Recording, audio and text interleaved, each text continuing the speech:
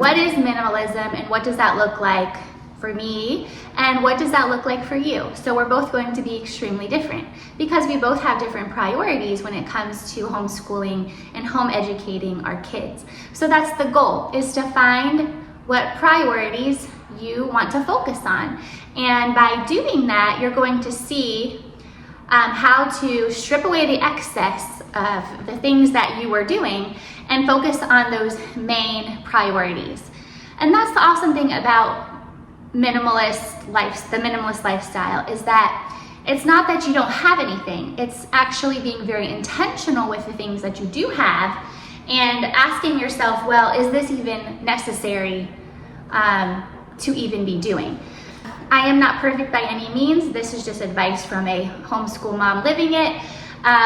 We have definitely re-looked at our priorities this year. Every term I tried to reevaluate, every 6 weeks or so, exactly what we're doing. And then I also like to reevaluate after Christmas and the New Year, because we end up having more things and we end up having, we're coming out of like Christmas school and things like that. So a lot of the things that we were doing go on the back burner. And it's also choosing those important things and actually sticking with them. So I have been very guilty of knowing exactly what I want my kids to focus on, but then not following through and actually doing what I say I'm going to do. So that's the goal, is that minimalist homeschooling means just defining your goals, setting those goals, and sticking with it. And less is often more. Defining your priorities. So what is it in your homeschool that you would like to prioritize? And then do just that. So for example, in our homeschool, I like to prioritize the top 3 things, which are reading, writing, and math. A lot of people in the homeschool world call those your 3 R's, right?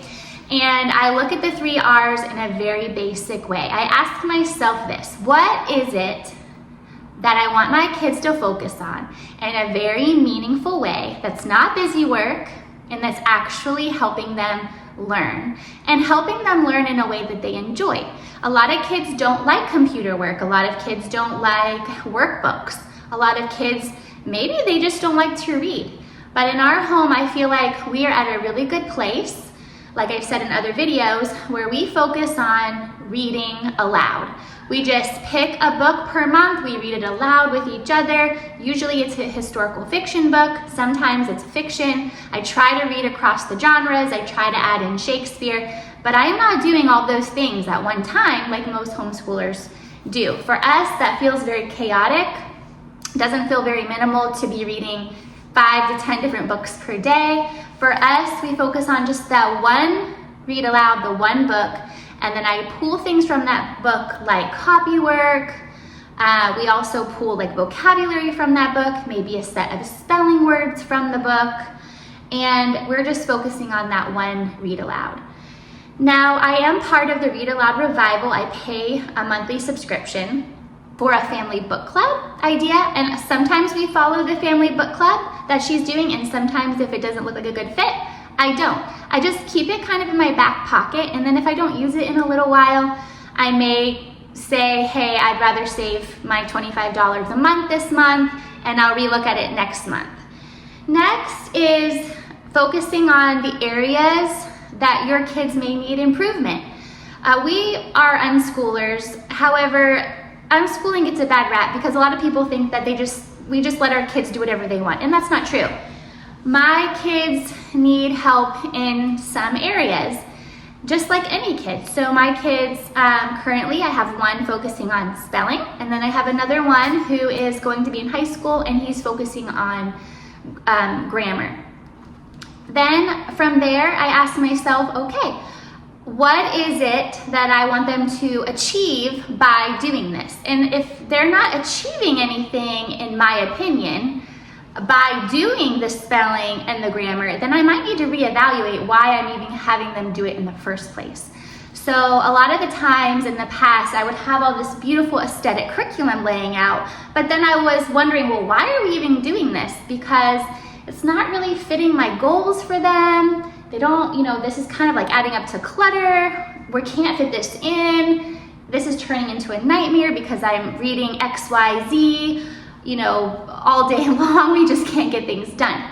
So that was me in the past. I chose spelling and grammar for each child because that is areas that I have of concern and that I would like for them to get better at. Now, after they're done with those things, then I may add on something totally different. So one child's working through Fix-It Grammar. After that's completed, I may choose something totally different that I'd like them to focus on. My daughter, she's working on spelling. After she's completed with her spelling, I may say, well, now I want her to move into creative writing. But I don't do them simultaneously. I don't do more than one at a time. So again, a recap is I read aloud. I have them work on one area of concern in reading or writing, and math. So math is pretty much standalone. I have one child in teaching textbooks, gearing up for pre-algebra. I think it's good practice. When it gets into the algebras and ahead, I'm not sure I'm going to have them complete that because I'm really not concerned that my child needs to know algebra. I think when they need to know it, they will learn how to do it. And then I have my younger daughter. We're currently doing Wild Math by Rachel Tidd. It's more hands-on math with picture books and hands-on learning that you may see in the kitchen or outside. For her, I do not have her on any math workbook, and I do not have her right now on any math program because it just doesn't work for her. And I'm meeting her where she's at, and that's exactly what she needs. Is she likes the hands-on, everyday, real-world math. I encourage you to start with a blank slate.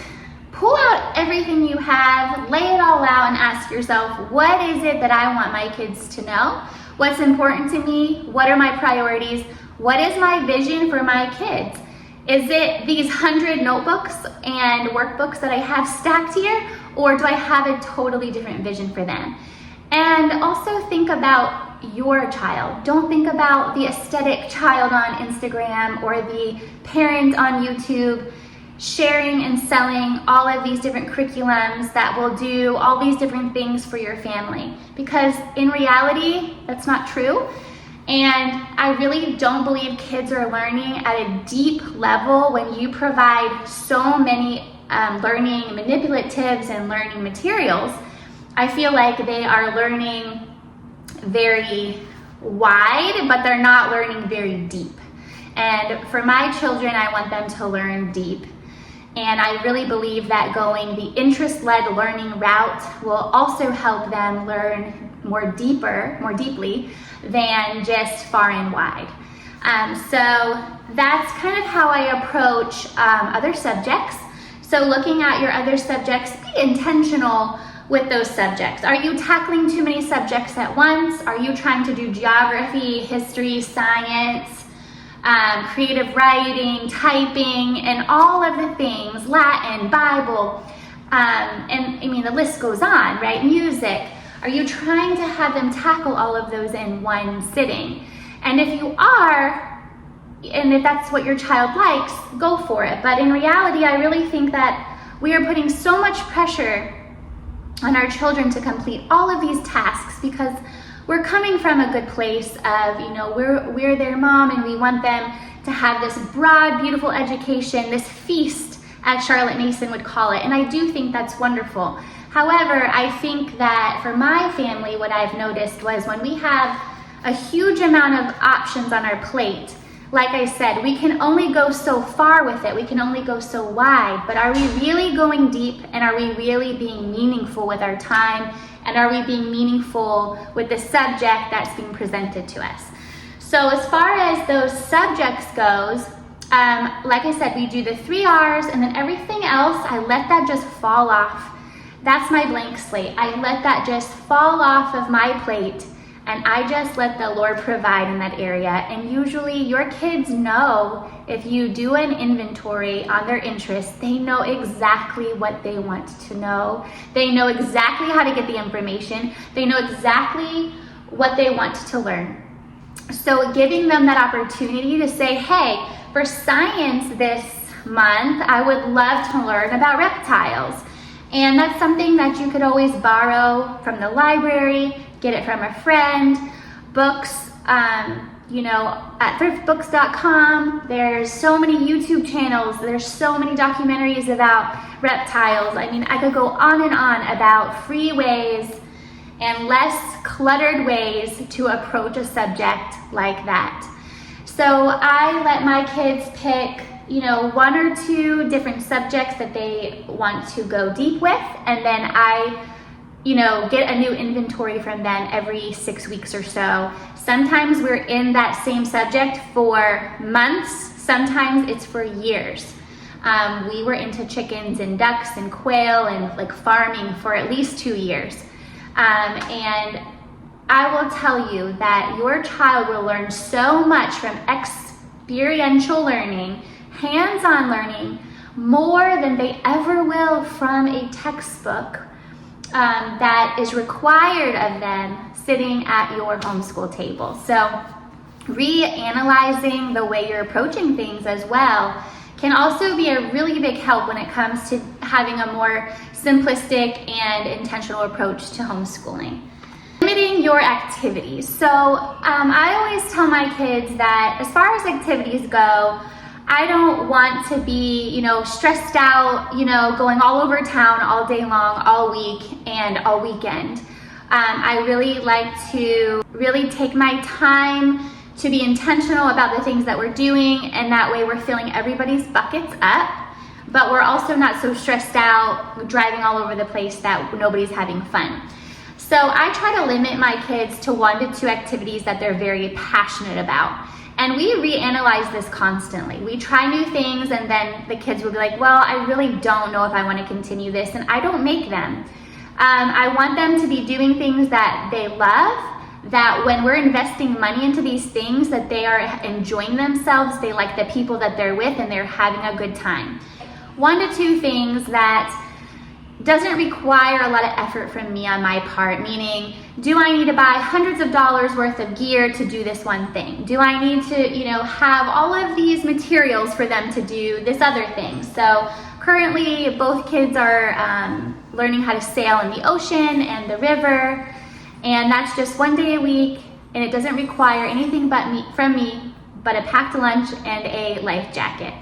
My daughter is also in dance. She loves dance, she breathes dance, and she wants to go to school for dance when she grows up. And then in the winter, I let her do horseback lessons. It requires a helmet and some cowgirl boots. It's not a lot of effort. I just drop her off and then I go pick her up. For my son, he does mechanics in the garage. That's pretty easy. I'm just there kind of facilitating and helping him get the parts and the things that he needs to be able to do that.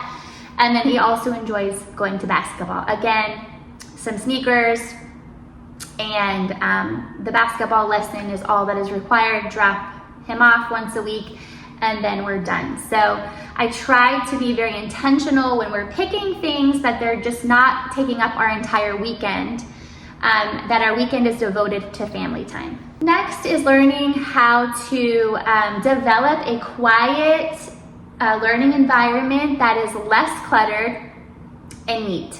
So even good things clutter up, guys. Beautiful books, beautiful poetry, beautiful arts and craft bins with markers and watercolor sets are a homeschool mom's dream, right? I have those things. I used to have more, but it's learning how to just pare down those things and actually use them. I noticed that we had so many markers and watercolors and acrylics and puff paint and every art supply you can imagine we have owned at one point. And then I get to thinking, well, we weren't even using them. We had so much stuff that there was just too many options. So limiting your options and diving into maybe one art form per term could be beneficial if you have a lot of stuff like that. And use up what you have. So that kind of goes hand in hand. Use up the markers that you already have. Don't go buy more. Take an inventory of the things that you have, stuff like that, and use up what you have already. Try to borrow it and not buy it. Thank you for watching my video. I hope that I gave you some tips on how to create a more minimal lifestyle. And kids also really thrive in an environment that's more minimal, a less chaotic environment. I remember several times where we would have so much stuff, so much chaos going on in our home that my kids didn't even really like. It was more me who wanted to create that environment. Lots of times where we couldn't find our keys, our shoes, our cups, and things like that. So I definitely recommend the book, Simplicity Parenting by Kim John Payne. He has a section in his book about environment and how our kids' learning environments, as well as their home environments, need to be less chaotic and more organized and more minimal so they can thrive. So if you're here watching my video, you're probably wanting to start a more minimalist homeschool journey, and I am here to help you further. If you're interested, I will leave my minimalist homeschooling coaching information in the description box below. You can set up a one-to-one coaching appointment with me where we will go over what you're currently doing in your homeschool and how I can help you get the homeschool of your dreams.